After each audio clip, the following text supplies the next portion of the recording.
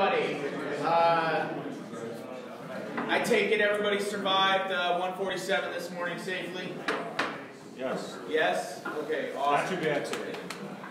So, welcome to 1 Million Cups this morning. I know we were supposed to have 2 presenters. We had one that bumped back a little bit, so we just have one today. So we're going to take a little bit of extra time, especially with the question and answer period. You have a lot of great feedback today, please. I want to thank our organizers for helping make this possible, helping make the presenters that you see each and every week a little bit better through mentorship and through helping with the presentation. I want to thank you all for getting up in the morning and making sure that you're here to give the wisdom of your experience to our presenters. Now, is there anybody here who's visiting us for the first time? Excellent. Thank you. And welcome. Thank you very much for being here. So if you don't already know, the way 1 Million Cups works is we have 1 to 2 presenters a week. They present for about 6 to 10 minutes, and then there's about 20 minutes of question and answer. Typically, the presenter will have a number of asks that they're looking for the group. These are specific things that they came here looking for. So when you're listening to the presentation, please keep in mind those asks and do your best to keep the questions more or less to things that the presenter is asking for in order to help them along with their process. So I want to thank our organizers. We have Nancy McCreary. She's not here this morning. Terry Conlon, right here. Hey, actually, Terry, stand up and wave. Let everybody know who you are. I know I say your name every week, but you know, so they can put a name with a face. Jim Roberts is not here. William Plote. William, stand, say hello. Brenda Ramaya, Tony and Trish Holden, not here today. David Bates. David. If you guys don't know David, he's the tall guy right there. Tracy Ein, she does, if you've ever presented here or have recently, she's doing the intake for our new and upcoming presenters. We've got Krissa Johnson-Sotomayor. If you've ever been here before, you know her. She just walked in the door. Hi, Krissa, welcome. And George Stewart. George, where are you? Okay, stand up, say hello. Excellent. And I want to thank our sponsors. We have Muddy Dog Coffee. Jim Pellegrini over here gives us an awesome cup of coffee each and every week. And if you want to know where to buy some of his wonderful coffee, you can visit him at the Western Wake Farmers Market every Saturday morning in Morrisville. We have Imperative Product Operations, GTI, the Global Training Initiative, Broadreach Marketing, NCIDEA, Soto IP, Samadhi Solutions, American Underground, who is our gracious host, Uplift Now, and New York Life. Now, if you're interested in joining the organizing team, you can talk to any of the organizers that you just saw stand up. Please see me, give me your contact information, and I would be glad to have a conversation with you, talk about what you'd be willing to do to help build this organization and fit you in where we have certain needs, okay? And if you are coming here every week, I would please ask that, I mean, you know this group as well as we do, I would love for you all to get involved. Also, if you're interested in opportunities to become a sponsor of the group, also get in contact with me and we can talk about that as well. We're going to do community announcements after our presenter, but if you have any announcements and you want to go ahead and write up on the whiteboard over here what you have to announce, you can announce it to the group later, but write it up there so people can take a photo of that information and take it home with them. So today we have John Sloan of NutriKart. John, if you don't know, he has been coming to 1 Million Cups for a long time, much longer than I have, and we're really excited to have him present his idea for his company and Yeah. Thank you, Dominic. Yes, sir. Yeah, this morning we'll be discussing NutriKart, and as the graphic would suggest, it closes the loop between your lab tests and what you need to buy to stay healthy. My asks, what I'll lead with is, first of all, I need an introduction to a practicing physician who is passionate about diet, and to a registered dietitian who has or sees a lot of kidney patients, as well as an introduction to an attorney who's good at poker and horse trading. And I've had contacts with all three types of attorneys before, and that one's among my favorite. And finally, your input today.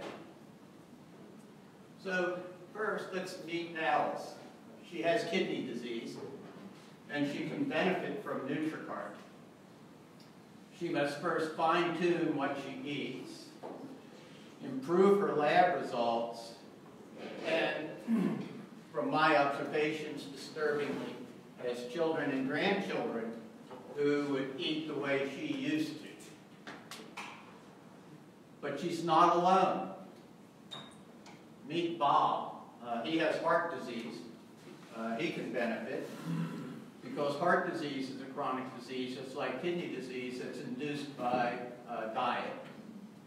And so can Charles, who has diabetes.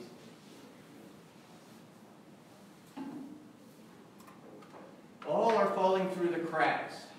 So the problem here is that we eat our way through chronic disease. So consider this. 1 to 3 times a day we cook, we eat, we live, we repeat. And we go grocery shopping 1 to 3 times a week. And all is routine and normal. And then weeks and months go by as these silent killers sneak up on us. And then once yearly you get a checkup, they draw labs, and you get bad news in any number of forms. Anywhere from you need to take this pill to a diagnosis that you would not feel as if you could live with. The solution is to steer households' lab results with food. And we do that by introducing to an existing process a pre-shopping, a pre-grocery shopping recommender, and a post-shopping log. Now, the recommender, you use that before shopping so that Alice or a caregiver could then launch the recommender as he or she is formulating the grocery list. And this is just a screenshot of a recommender. If we have time for a short demo, I could do a lot more explanation. But the whole goal is to get all of these nutrients listed here into the green column. And some, this is our household, are short on, and some we have excess amounts of. So what the recommender does is attempts to put as many things many nutrients into the green column. And it does so, and it might be hard to read, but the foods recommended are ranked here, and those that you already eat or purchased are shown here, and those that you have never but are new, they're like challenge foods, are located below that. And look, okay. Then after shopping, Alice or her caregiver would then log the grocery purchases, and the logs currently take the form of a clear text file, and so the biggest barrier to adoption is essentially data entry. Traction. So once we've overcome that barrier highlighted in red,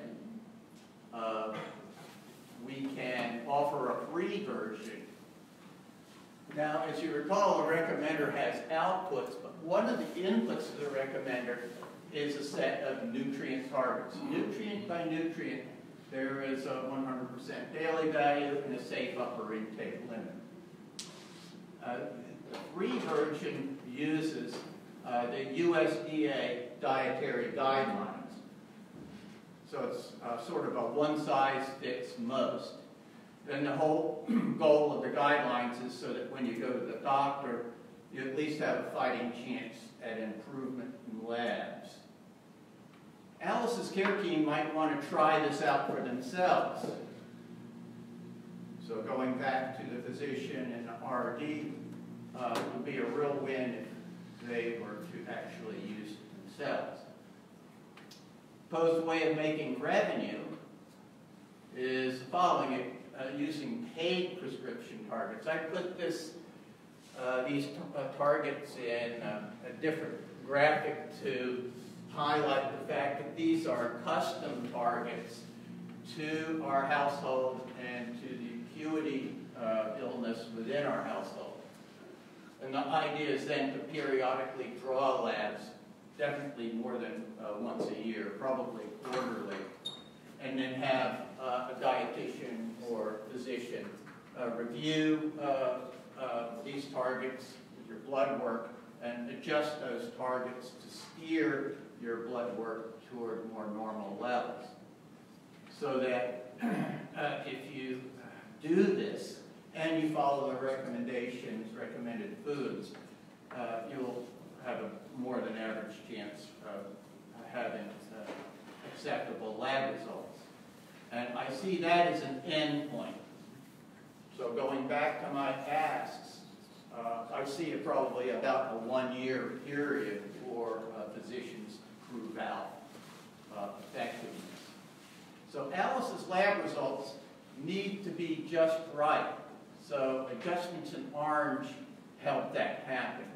So you probably can't read this, but CKD's chronic kidney disease, that would be her prescription, and then these little pennants in orange are all adjustments to the USDA guidelines. Okay, so we've described the problem, described the solution, the traction, how to make money. Now, value. Who values from this? Well, first and foremost would be households. Households have skin in the game, literally. Researchers, data for nutrition research, I see that as a licensing opportunity for a data originator co-op in which the households originating data get to license their data through a co-op to then support to then license to nutrition researchers at market rates. Clinicians, I see this as a revenue opportunity for partnering arrangement with prescription diets. As per the previous slide, I see the biggest chunk of revenue coming from this segment. That's a forward-looking statement. And then finally, retailers. The extent to which the value health-conscious consumers have as prime influencers will be the very extent to which there's a business opportunity for out-jobbing. And I say out-jobbing, it's some kind of arm's length relationship with retailers. But in any event, NutriKart's role will remain as a service provider and R&D organization. Okay, shout-outs. The Frontier 1 Million Cups. The 3 households who gave me their grocery receipts. NCIDL Labs. And finally, my wife and other supportive souls. Questions and answers. Thank you, John. Yeah.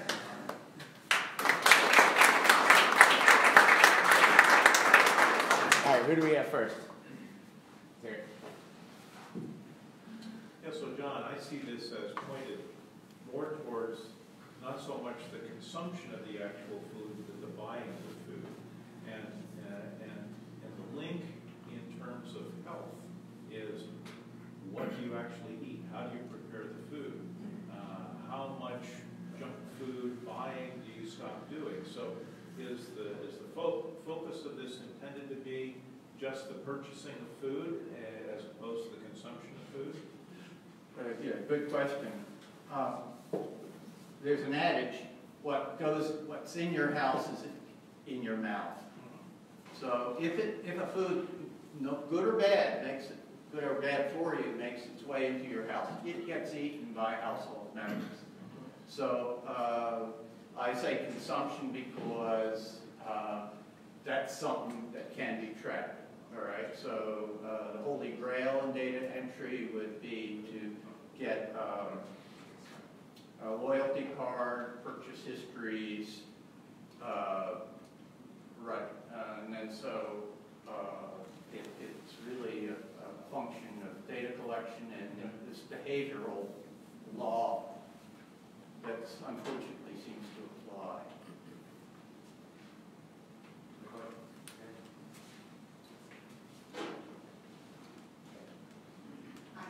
Hi, my name is Carol. I have a question. It's a great idea, a lovely idea, but to me, I think I would recommend you should have recipes, healthy recipes for people, even though it's food at home consumption. I think you should have healthy recipes and all that stuff. In terms of you, right now it looks like the research and all that stuff, you're collecting data and all that stuff. And with that, say taking medication, where is the blood work so that we can figure out, I think you need to add that on your research so that people can do a blood work, we know what's going on and all that stuff, and then we can recommend some other stuff. What's the option of that? Because it's like you're collecting data, but there's no solution. But I think you should work out some of the research and collect some of the blood work or something which we can work it out and all that stuff. And there's some apps which you can do that now, as part of that, you can do your pH and all that stuff. And one thing, even though I'm eating, but you should recommend exercising too. That will help us too. Because if I'm type 2 diabetes, I can come out of it too, by exercising too. Okay, so the third one's exercise, use a Fitbit for blood work.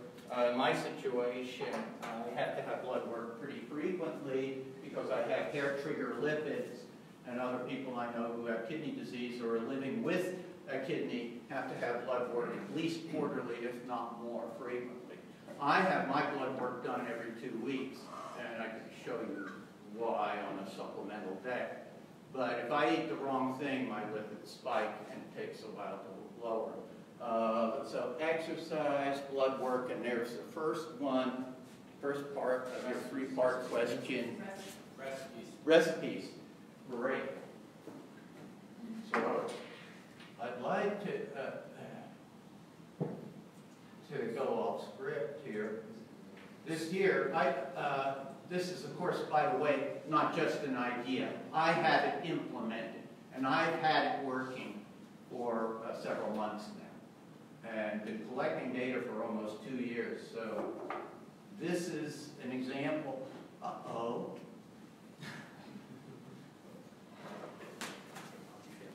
Okay. I think the wall looks like it's detached somehow. Yeah.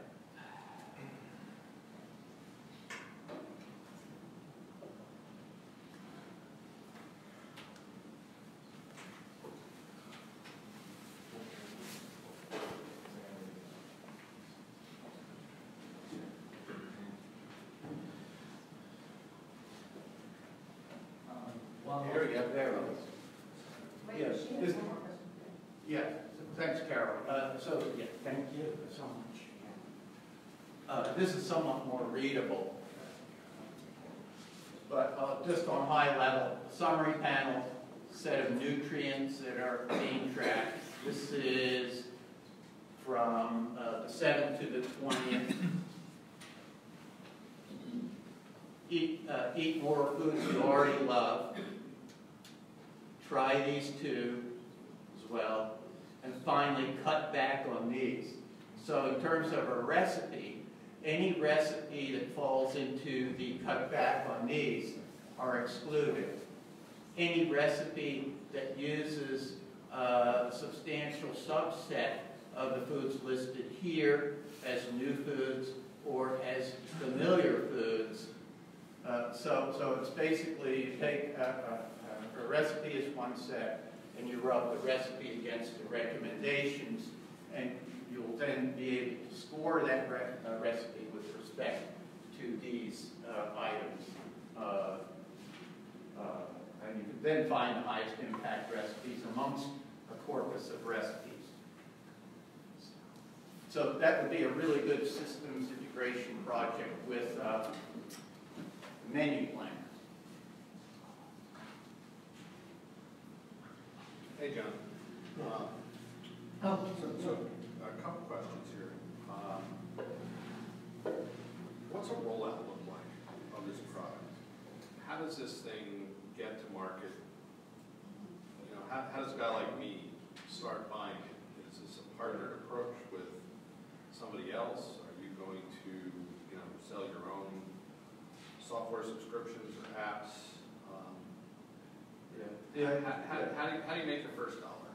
How to make the first dollar? Well, okay, so once we vetted this with a dietitian and physician, there's enough credibility that I'd be able to possibly charge for these prescription diets. The nutrient target specifications that go into the recommender can then be charged as a prescription, likely self-pay initially. So what's your sales channel? Are you going to sell these through dietitians, through physicians? I will need to see face-to-face with a physician and a dietitian in order to do that, but there are vendors who go by doctors' offices all the time, and they'll, chances are, know that. Or they could just contact my previous employer. Yes. Number of questions now. But yeah, it requires that paying period. But yeah. Hey, John, can you talk a little bit about the data entry problem? Mm-hmm. So, just intuitively, it sounds as if, I mean, you mentioned that data entry is probably the biggest hurdle. Yeah. And intuitively, when I get home from the grocery store with a bunch of bags full of groceries, the idea of entering exactly what I purchased in some manual way is like, no, I've got to get the stuff in the fridge and I've got to get to the office or I have to get to my meeting or whatever it is I have to do. Unless you have kidney disease and you're getting from stage 3B to 4. Okay, So consider, so you have to, so first I have to really empathize with the people I know who are chronically ill, and then say, okay, if they're too far along, their caregiver can do it, but expecting anybody to type on a keyboard is too much. Ideally, if it's a packaged food, it's a UPC code on it, they just simply scan the UPC code. If it's produce, they have to go to, well, unless it has those little irritating stickers on it, then you can scan that. But if the produce doesn't have that, then you have to at least type in the first few letters. So given that this is going to appeal primarily to people who have really serious health issues, and not to the average person who wants to improve their diet marginally, how big is your target market? Okay, so I work with a physician employee. I was with Allscripts. A lot of people have kidney disease. Referee to paper, but statistics are from 2006, 5.1 million, but it will also depend on what stage you're in. I don't know if the 5.1 million is 3B or full, and 4 or stage 4, right? But there's quite a few people, there are whole practices that are renal dietitian practices. So I'm jumping the line, and thank you, just because I have my follow-ups directly related to that. My suggestion is check boxes by the recommendations. So you have the recommendation, okay, I just bought this, check. I just bought this, check. Eliminates the whole stuff. Okay.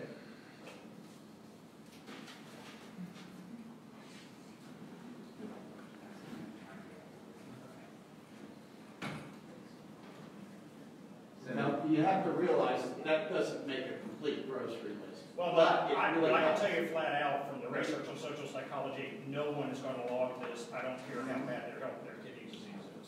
It just, compliance rates are incredibly low just for taking 2 pills a day. So this at least gets you headed in the right direction. Good, thank you. So this might be a little insider just because I sit next to John every week for the last couple of years. But if you look up at that list right there, I think there are a couple pieces still missing from the story. Now scroll up a little bit, John. So we have 30 variables right there. Now if you go to the store and you pick up a box and you're trying to figure out if it fits within your diet, and you look at the back, and what do you look at? Do you look at 30 variables? And then you go to the next item and look at 30 more variables, then go to the next item and look at 30 more variables to see what your phosphorus versus your magnesium versus your vitamin D versus your vitamin A. The issue is that we all use proximics, and the data that we use on a regular basis are based on these ideas of calories and fat and protein. With John's machine, which he's shown me work, it's essentially an algorithm that connects to the USDA database and matches up everything that you have in your cart. So you just have a list of stuff, everything that you have in a house, or maybe a shipping manifest that you have in a nursing home. It can take the products going into a place, match it up, and put out a full makeup of everything that nutritional makeup of everything in that diet.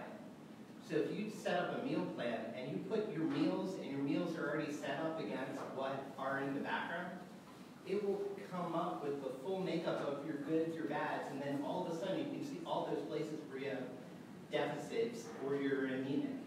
And if you have kidney disease or diabetes or pre-diabetes, all of a sudden you have a tool that even if you only use it once for 2 weeks, you have guidance that you never had before because the dietitian's just telling you to use a food diary and maybe giving you a couple diet suggestions.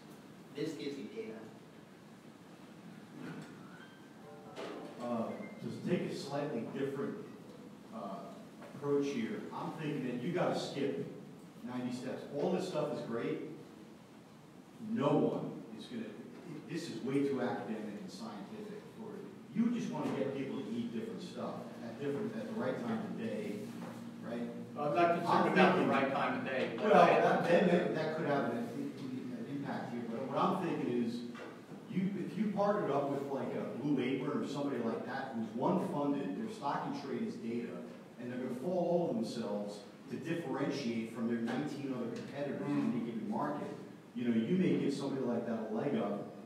They'll do an apple hire for you. And to Josh's point, we were talking about one of the other big problems with compliance is you could have the nutrition, but your portion size is out of whack. So it's not compliant from that perspective. So when you portion size out of whack. No, meaning you're eating the portion size is you're eating it too big. Oh, so yeah, therefore, right. Or too small. So therefore, the nutrition, yeah, you may be checking the ingredients, but you're getting too much or too little of it. So I think that's a big part of this in terms of overall compliance and effectiveness.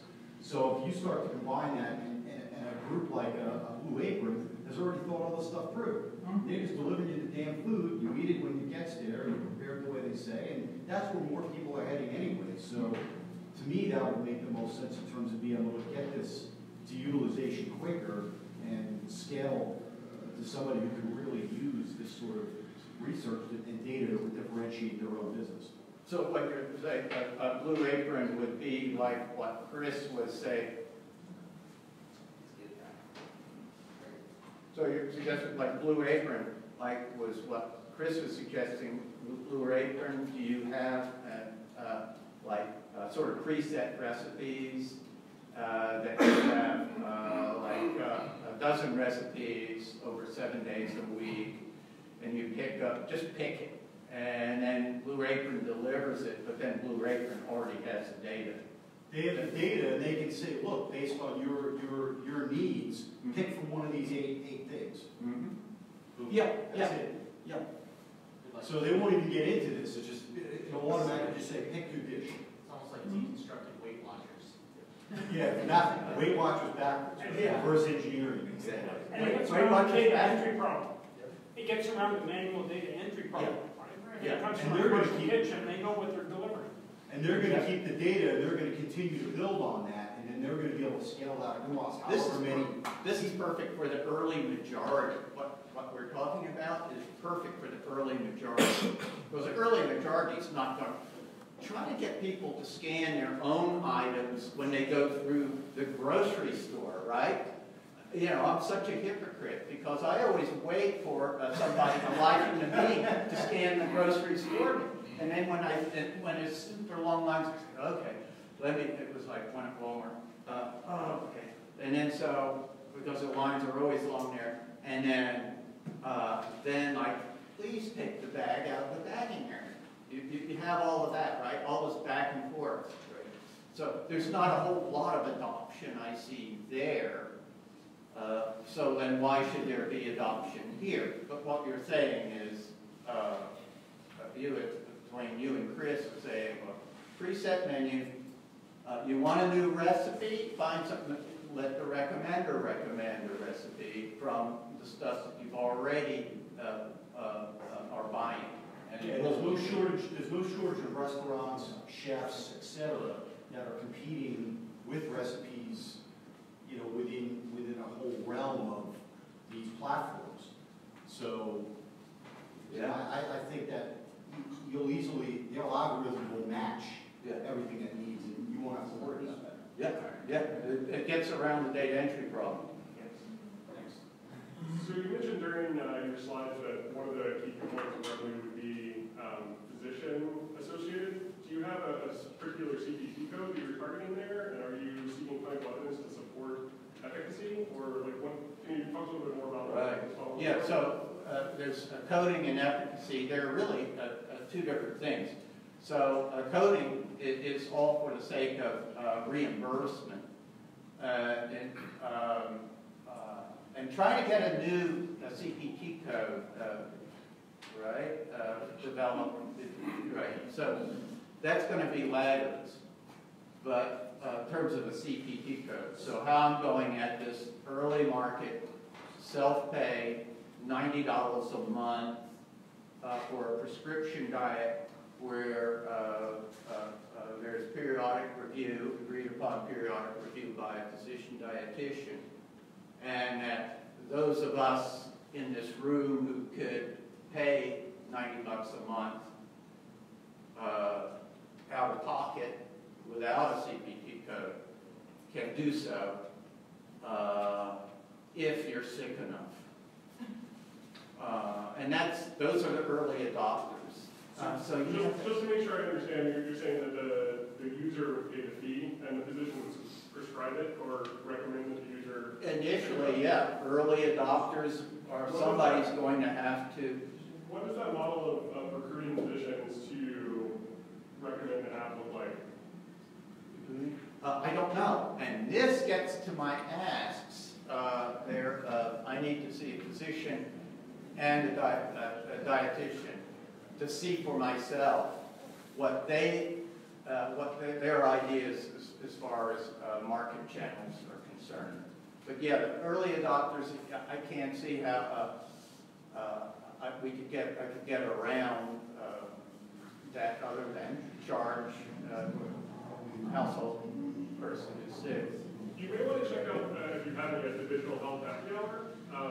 That's a digital health focused networking event. Okay. And there are probably a lot of people there that could help you out with this idea and maybe give you some feedback on market sizing and how to approach physicians. David, Yeah. And then so that a search term would be digital health happy hour Durham? DHIT. Yeah, DHIT.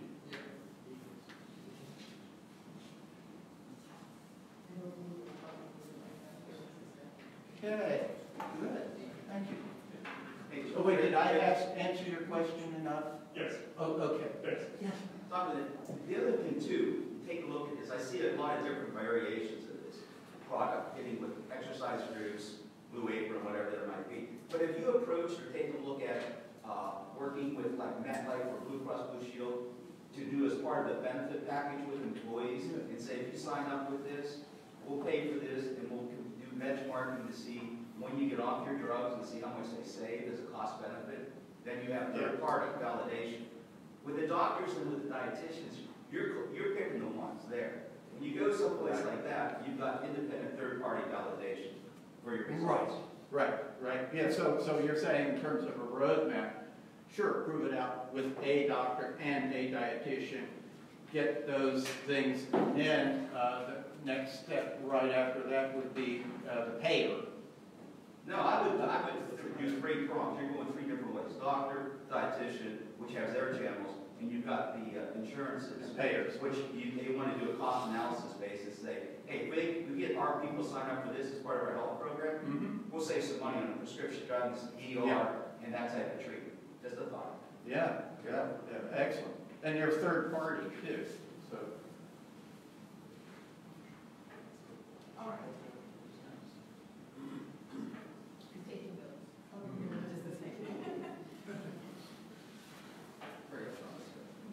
We got things to do. Come on. Okay. Hey, one of the things, it's a great idea, and I wanted to brought up a very great idea. To me, I think I need to talk, because we're into tech and all that stuff, and all the folks are not into entering the stuff. To me, I think what you should do, this is a great idea.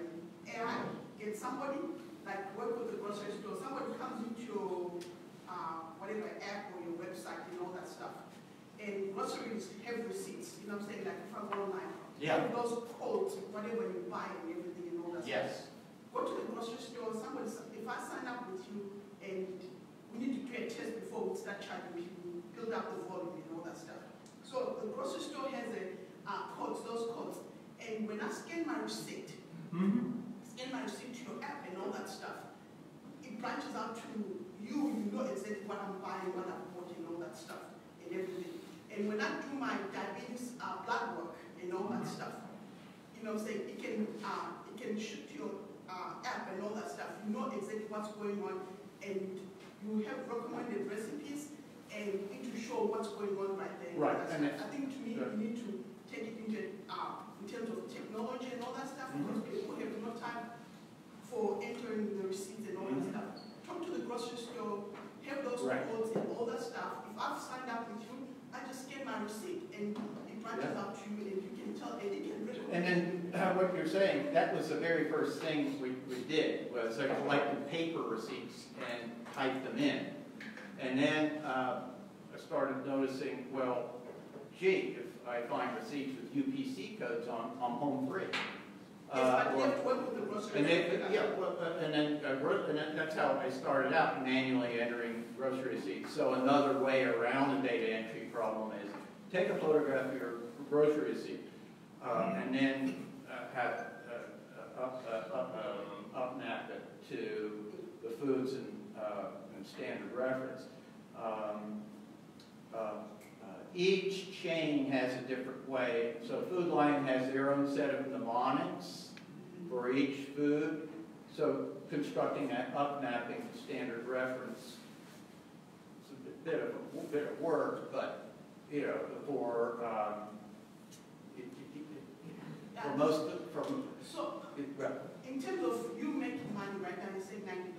To me, I think you have to do a better testing first before we get into charging people and see how many people sign up, you know what I'm saying, and all that stuff. You know what I'm saying? By going to the doctors and all that stuff, it has to be regular people. Some people don't even go to dietitian because it costs a lot of money, but you have to collect that data so that you can recommend for that. Be open to everybody and all that stuff. You know what I'm saying? Yeah. And they'll enter their food, whatever, what time they eat it, collect all that data, they figure out and all that stuff. I mean, the algorithm can tell, hey, this is where you're going wrong and all that stuff. And Google has something like that. Okay. Similar to that. Yep. Good. So I have 2 recommendations for you. I will stand up. I have two recommendations. Just standing up is not for. Sorry for that. 2 recommendations for you. One, functional medicine doctors are extremely conscientious of this condition. They're highly enrolled in figuring out the ways that diet impacts chronic disease. So if you haven't talked to those folks, that's probably a good place to start. The second thing is you have a world of possibilities around an underlying technology in your algorithm. And what I think would be very worthwhile for you is to take a step back and look at what your business model is. What's your route to market? We have proof of concept, we have establishing viability, and then we talk about scale. Some of the things we talked about today are scale things, and you're not ready to scale from what we're seeing here, right? And so there's a lot of different options. And the question that you need to answer is, how do I find the highest enrolled people? How do I test to find out whether or not they'll actually use this thing? And it has to be end to end, right? It's not clear to me how your algorithm interacts with the other stuff. So Blue Apron's a great idea. It feels like a scalability thing, but it might be worth exploring. Like, we're early. How might we envision a future where it integrates with what you're doing? The problem is your algorithm and your business model and how you're making money, it's not clear yet. So getting clear on what that is, who's your customer, what's your hypothesis about who that customer is, and how can you get this thing in front of them in a complete way, I think is a really important thing for you to spend some time thinking about. And I think the key thing is complete, and how do you define it, right? And the only way I know to define whether a product is viable is through experimentation. So, yeah. Yes. My name is Jim Gardner. I'm going to echo a couple of thoughts here, but I have a couple of other ones. One is, I think this is overly complex. I think for the normal, average person, this is way too much information for them to deal with. I also think that requiring somebody to go in quarterly for a blood test, most people don't want to do that. I don't want to stick my arm out and say, here, poke me on a regular basis. Unless you Conversely, I see the value here, and I work with a doctor who may be a good contact for you. And she focuses on standard tests, what she calls ALCAD tests, that look for food sensitivities.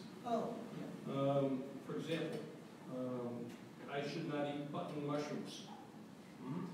And they show up in a lot of products. So I know, and she's regulated some things very simply for my diet, that instead of looking at all the potassium levels and this level and magnesium levels, what are the foods that cause your symptoms? And keeping track of that makes it much easier. So I'll give you my card, and we can converse, and I'll ask her if she might be willing to work with you. But I think simplifying this in a way that people can get it easily and have access to this kind of information only when they really, really need it would make a little bit more sense. Okay. Sorry, one last question here. Thanks. So I still have some questions about the financial model in terms of getting sick people who are paying a lot in medical expenses to pay something additionally more. And I think there's some other opportunities to work with insurance providers or Blue Apron, so that thing. So my fundamental question for you is, I'm grappling with this idea of tracking their purchases versus their consumption. And what I buy at the supermarket is not necessarily what I put in my body. And the example, my father is morbidly obese, and his doctor tells him to eat these, Mediterranean diet, and he does that stuff. He eats only grilled chicken and vegetables. But when we go out to dinner, it's just like he just has an exorbitant amount of food. So it's almost like a false positive in that if we look at his shopping receipts, like, well, these are all really good, healthy foods. You're eating healthy fats and all these things, but it's just an overconsumption issue becomes that. So I kind of would challenge you and say, is there a way to look at this from a perspective of tracking consumption versus tracking purchases, and does that make your data more accurate? Right, so there's a trade-off, right? If you do a meal-by-meal tracking, it's a lot more work than store visit by store visit tracking. Meal by meal tracking, you do 3 units of work per day. In grocery tracking, you do 1 unit of work per visit.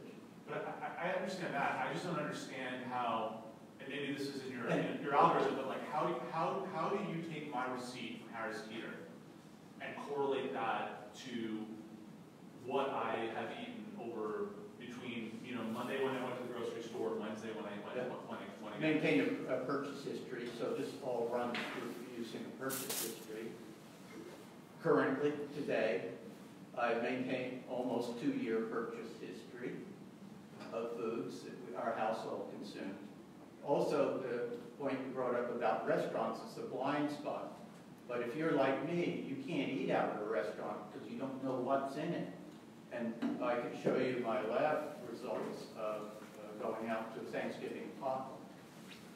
And my lipid spike abnormally. So I'm one of those people who needs a blood test frequently and whose lipids are such hair trigger that I can't eat out except for chopped. Is that the norm within your target demographic, or are you an Yes. outlier with blood tests and chronic kidney disease is in my demographic, and I'm hoping for people who have money and only sell to those people who have money pay $90 a month.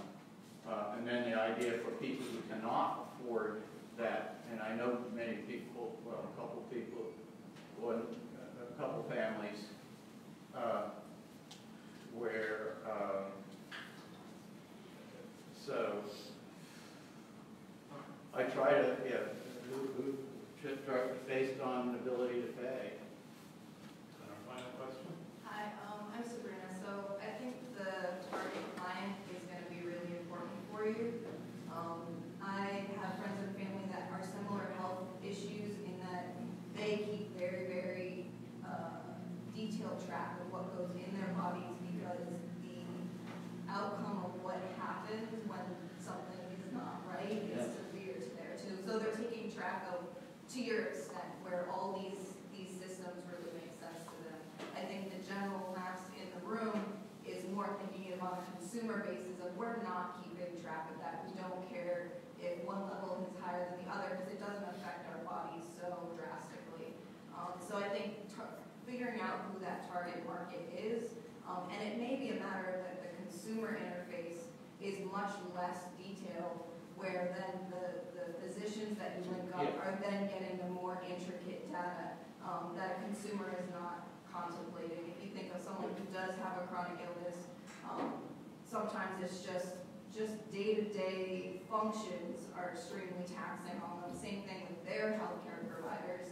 There's not the time to do all the data. So I think a lot of the information has to be in the system already, but maybe they're not getting, maybe it's not 30 spectrums of 30 pieces. Maybe you're saying you are very sensitive to A, B, and C. You said lipids a couple times. So maybe they're the top 5 things in that the consumer says, as opposed to a list of 30, that if someone does want to get that specific, then they personally can have that detailed information. But then the full list of 30 to 35, then maybe just goes to the physician or Yes, exactly. So yeah, what you saw is really a clinician interface, and And then if you have chronic kidney disease, you track potassium, protein, and two others.